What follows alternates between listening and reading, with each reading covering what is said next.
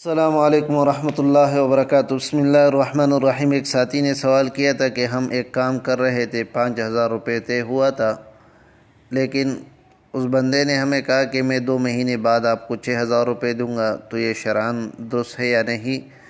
تو اس کا جواب یہ ہے کہ اگر آپ کا اس کے ساتھ معاملہ 5000 میں طے ہوا ہے اور 5000 پر آپ نے کام شروع کر دیا ہے، تو اس کے بعد مدت کی وجہ سے اس کو بڑھا کر 6000 روپے کرنا یہ سود ہے۔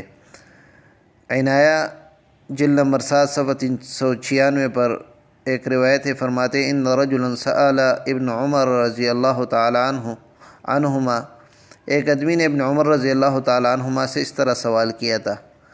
فنہوا عن ذلک، عبداللہ ابن عمر رضی اللہ تعالیٰ نے اس کو منع کر دیا کہ اس طرح کرنا جائز نہیں ہے۔ ثم سألہ، پھر سوال کیا اس بندے نے، فقال، عبداللہ ابن عمر رضی اللہ تعالیٰ نے فرمایا ان هذا يريد ان اطعمہ الربا،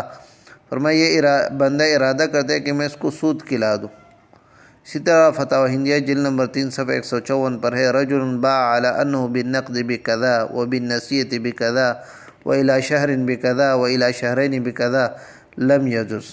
فرمایا اگر ایک آدمی نے کوئی چیز بیچا اور کہا کہ نقد اس کی قیمت اتنی ہے اور ادھار اتنی ہے، اور 1 مہینے میں دو گے تو اتنے پیسے دو گے، 2 مہینے میں دو گے تو اتنے پیسے دو گے، اور ایک قیمت متعین نہیں ہو سکا، تو یہ شریعت میں درست نہیں ہے۔ واللہ تعالی اعلم بالصواب۔